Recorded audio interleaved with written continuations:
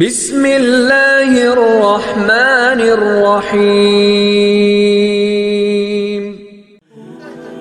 ایک بہت بڑا گناہ بدنگاہی کا گناہ ہے۔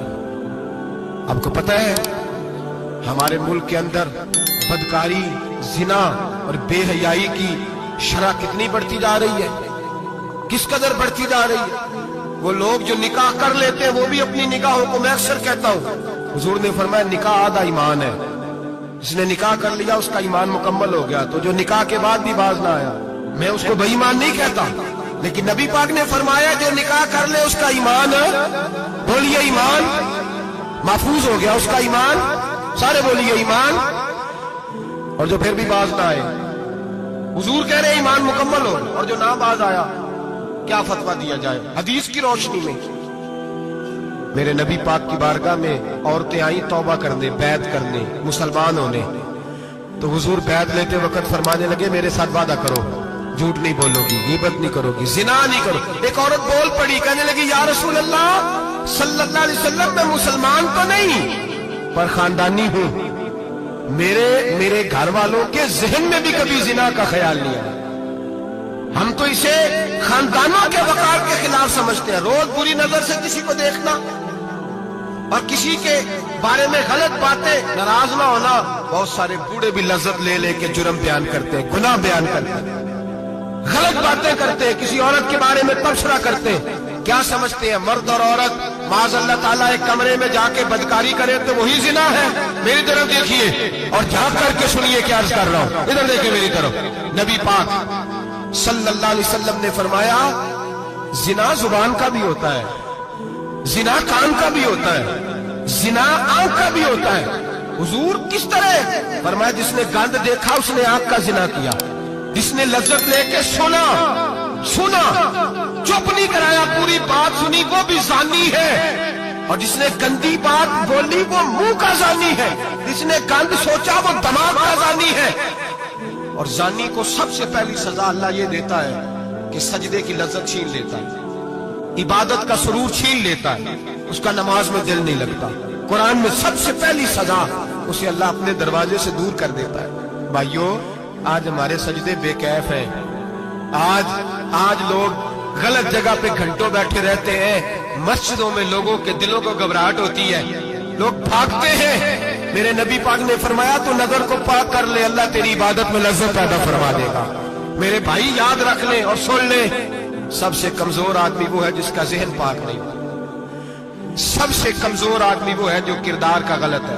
ایک بات میں نے پڑھی، آپ یقین کریں میرا دل کرے کہ میں آگ لگا دوں اس عنوان کو جس پہ گندگی لکھی جاتی ہے، ان اخباروں کو، ان چیزوں کو جس پہ گند لوگوں کے دلوں میں۔ وہ انڈیا کی ایک وزیر اعظم عورت گزری تو کسی نے اس سے کہا کہ پاکستان نے تو تمہیں شکست دی ہے، تم جیت نہیں سکے بڑا ملک ہو کے۔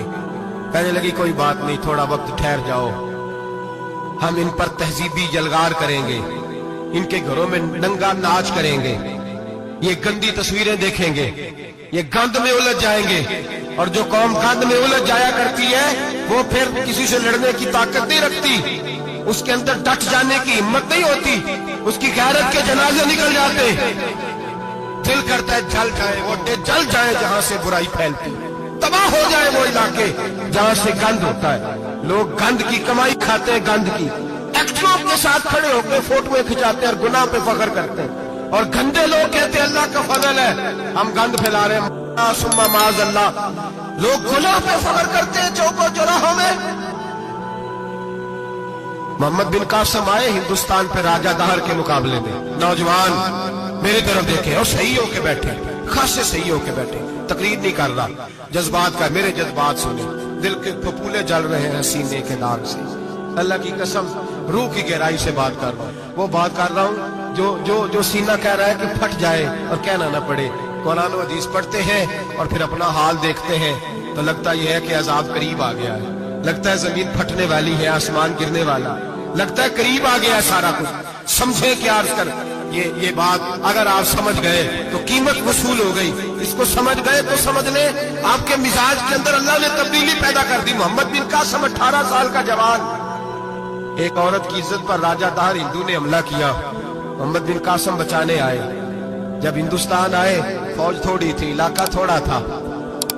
राजा दाहर की फौज बहुत ज्यादा, और फिर अपना अरब छोड़ के यहाँ आके हिंदुस्तान में उसके इलाके में उस पर हमला करना, हालात खराब थे। मोहम्मद बिन कासिम परेशान है। एक बुजुर्ग ने देखा, कहने लगे परेशान क्यों हो? कहने लगा सोचता हूँ इलाका भी उसका, फौज भी उसकी, मेरे फौजियों को तो रस्तों का भी नहीं पता, कैसे जंग करेंगे, किधर से आएंगे, और फिर हमें जुबान भी नहीं आती, कैसे काम होगा, डर रहा हूँ। 2-4 दिन गुजरे तो मोहम्मद बिन कासिम हशाश बशाश हो गए। वो बुजुर्ग कहने लगे खैर है? बड़े मुतमईन हो गए हो? कहने लगे बस राजा दाहर हमसे मुकाबला नहीं कर सकता, राजा दाहर हमारे मुकाबले में खड़ा नहीं हो सकता। वो गिरा के गिरा, वो लड़खड़ाया के लड़खड़ाया, रेजा रेजा हो जाएगा। आपको कैसे खुशखबरी मिल गई? कहने लगे मुझे पता चला है कि राजा दाहर जहन का गंदा है, वो तो चचा की बेटी को नहीं छोड़ता, मामू की बेटी को नहीं छोड़ता, खाला की बेटी को गंदी नजर से देखता है। जिसका जहन गंदा होता है वो किसी का मुकाबला नहीं कर सकता, हमें फतह होगी, फतह, वो गिरेगा। तो बुजुर्ग कहते हैं मैं समझ गया कि वाकई से फतह होगी।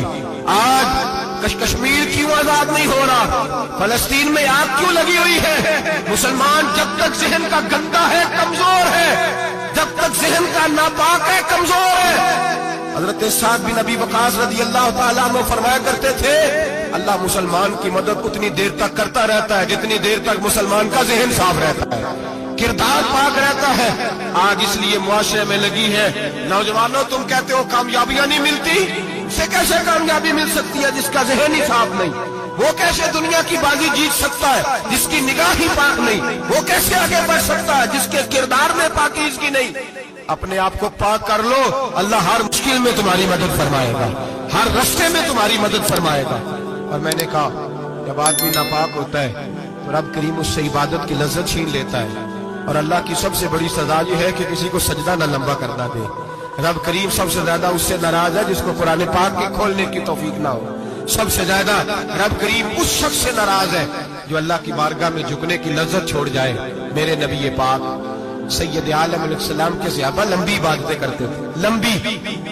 किसी ने कहा था रूम के बादशाह थे कि ये मुसलमान फातेह क्यों हो जाते? तो उसने कहा मैंने मौला अली के जमाने में जासूसी कराई थी, पता किया था कि हर मैदान में कामयाब क्यों होते हैं। तो कहते मैंने देखा